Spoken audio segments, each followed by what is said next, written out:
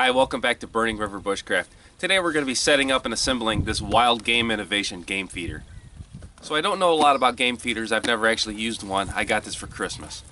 This was, I believe, from Tractor Supply, and this is an entry-level model.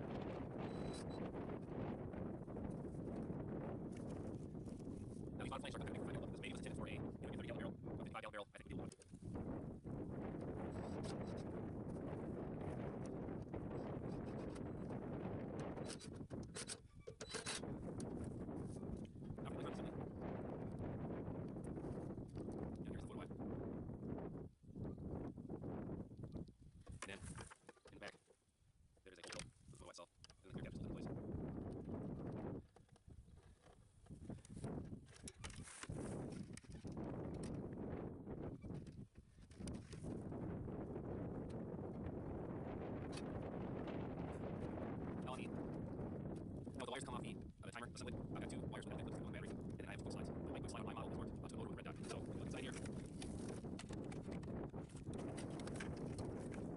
There's a small red dot on the tab. Let's see quick slides.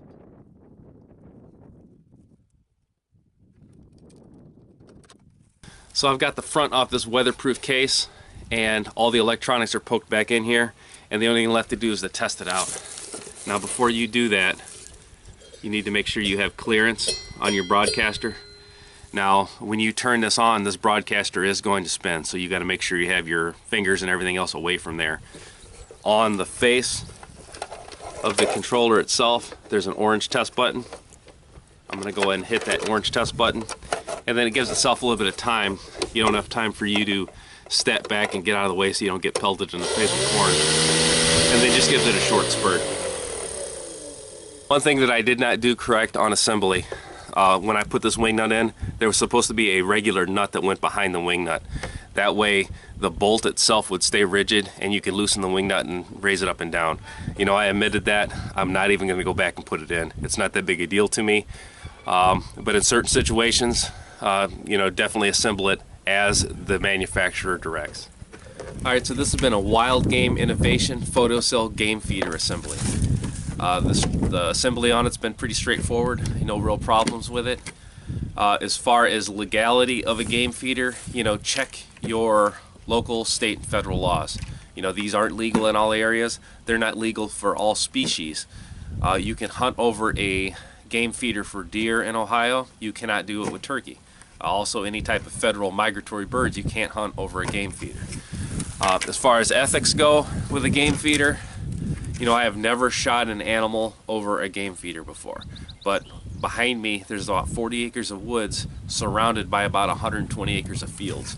So, you know, corn is not like a novelty in my area. You know, there's fields everywhere. There's not a lot of native food for the deers to eat. So this lets me, you know, maintain a sizable population in the off season. When they're sitting in a cornfield, they're not going to come out of the cornfield to come to my game feeder to feed. So this is just another way to improve my habitat for the game in my area. Alright, till next time, this has been Jamie Boggs with Burning River Bushcraft. See you soon.